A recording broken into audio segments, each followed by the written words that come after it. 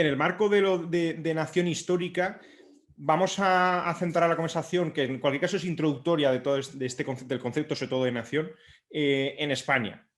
Estábamos hablando de mitos. En España yo creo que ha habido muchos intentos de mitificación de figuras históricas, de logros, en fin, digamos, de epopeyas, si se quiere. Lo más reciente que recuerdo antes de la democracia, es el propio Franco, cuando se habla de periodos históricos como, por supuesto, la conquista o el descubrimiento de América, la reconquista.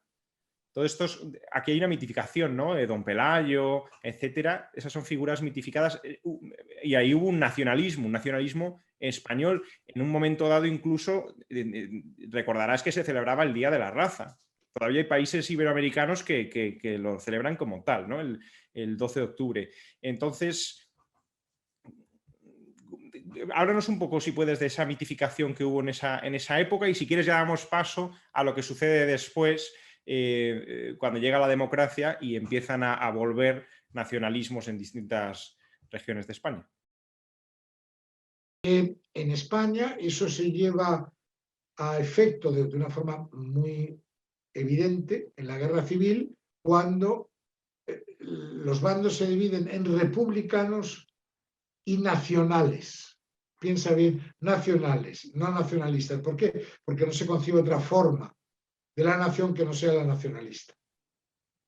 Y se adoptan muchos principios puramente que llegan al colmo en la idea de Franco del Día de la Raza. ¿Recuerdas la película que se hizo, Raza, sobre una novela suya, sobre una obra suya, que es importante, que de todas formas ya venía de antes con ciertos ideólogos, como puede ser, por ejemplo, Ramiro de Maeztu, etcétera, entre otros, que me acuerdo ahora. Era uno de sus libros, uno de sus autores de cabecera, de Franco. Ramiro de Maeztu. Al parecer. De lo poco que leyó Franco, al parecer, Ramiro de Maeztu era uno. Me alegra saber que leyó algún libro.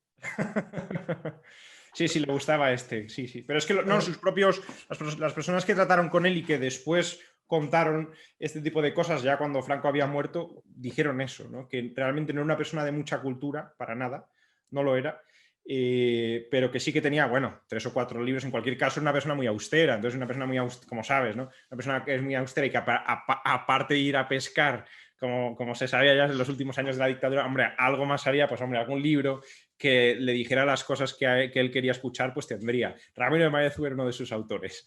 Uno de sus muy pocos autores. Pues sí, efectivamente, esa idea de raza es la culminación del nacionalismo que en España se va desarrollando, pero tengamos en cuenta una cuestión: el nacionalismo español es posterior al nacionalismo vasco, por ejemplo. Y la idea de raza es posterior a la idea de Sabino Arana de la raza.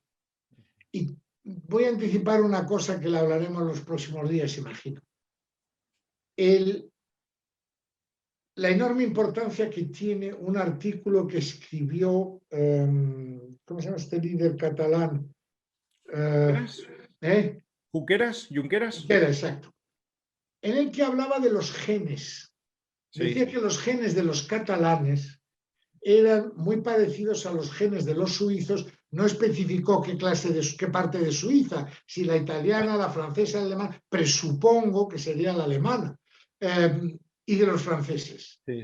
Y que los genes de los españoles eran poco más o menos que basura, por no mencionar de los portugueses.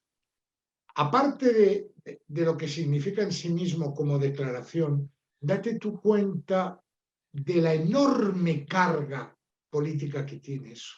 Es decir, si hacemos una diferencia entre raza y etnia, no habría ningún problema en considerar que los catalanes son una etnia. ¿Por qué? ¿Qué es una etnia? La unidad de una sociedad determinada, de un grupo social determinado, en unas idioma, tradición, costumbres y antepasados. Pero y la diferencia entre etnia y raza es justamente la biológica. Claro. Sin embargo, Junqueras da el paso y transforma la etnia. Por otra parte, no tiene gran importancia. Voy a hablar de muchas etnias en España y no pasa nada, y en otros países. La transforma en racismo. Date tu cuenta de la importancia enorme que tiene.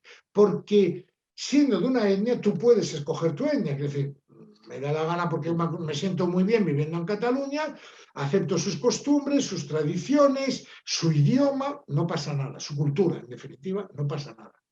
Pero date tu cuenta que con el concepto que introduce Junqueras, no es posible ser catalán si no se nace catalán, porque no se tienen los genes.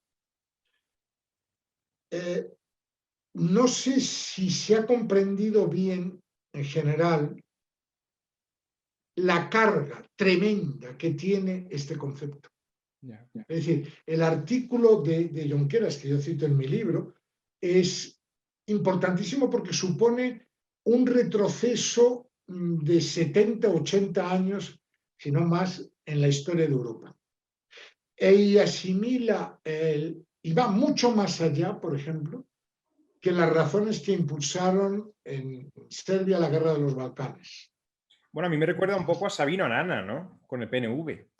Sí, efectivamente, Sabino Arana, pero hay Un gran también es racista. cierto que dicen sus defensores Sí. que no hizo nada más que seguir el momento, efectivamente, Es la cierto. ideología del momento, finales del 19, principios del 20, sobre todo finales del 19, tenía una gran importancia. La idea de la raza había surgido en toda Europa, los británicos hablaban directa e indirectamente de la raza, aunque ellos se referían, Rudyard Kipling se refería a la carga del hombre blanco.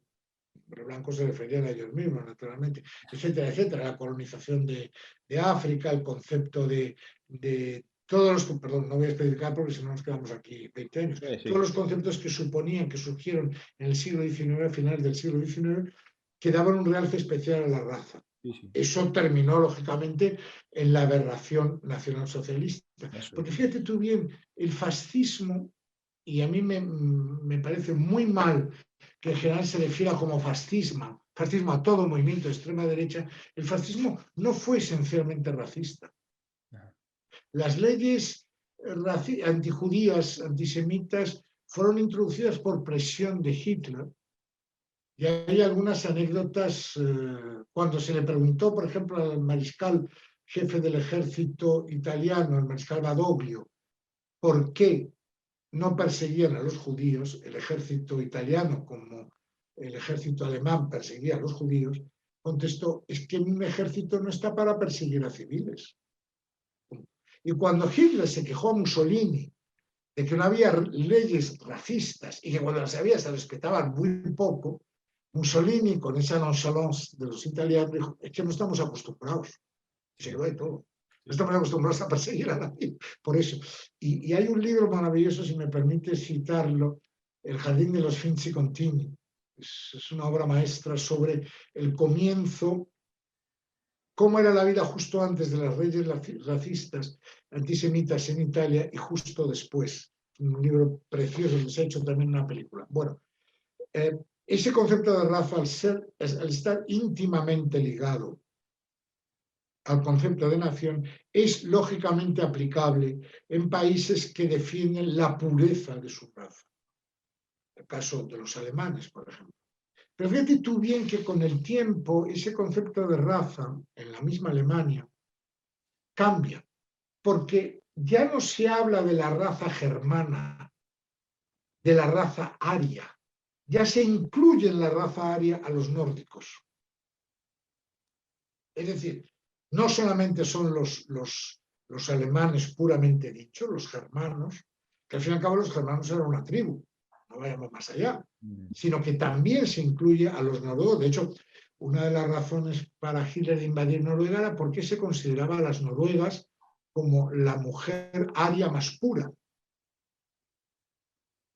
Detalle importante, que no había sido contaminada por otras razas, como en ciertos casos podía parecer ocurrir en Alemania. Luego, en España, Franco pretende introducir la raza, pero es ridículo. Es decir, un país que ha tenido las invasiones de los godos, de los suevos, de los alanos, de los árabes, con los judíos. Por aquí ha pasado todo el mundo. De los fenicios, de los griegos.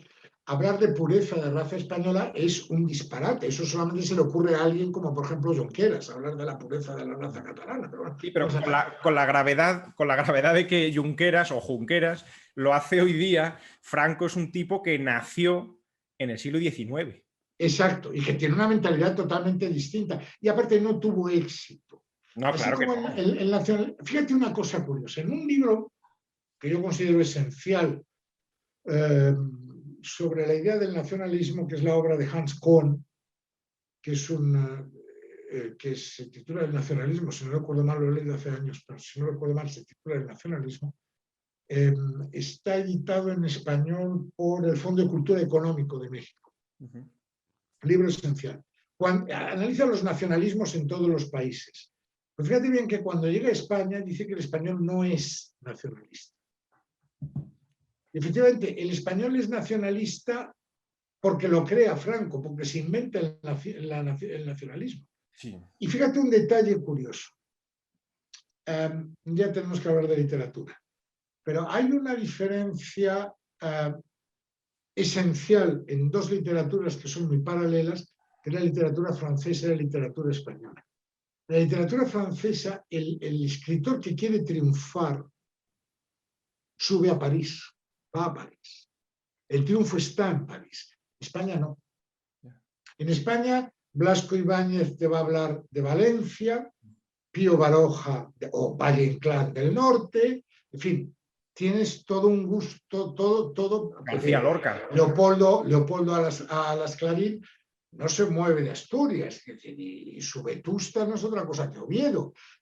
García Lorca, efectivamente, es decir, no hay esa atracción porque falta ese sentido de nación como una.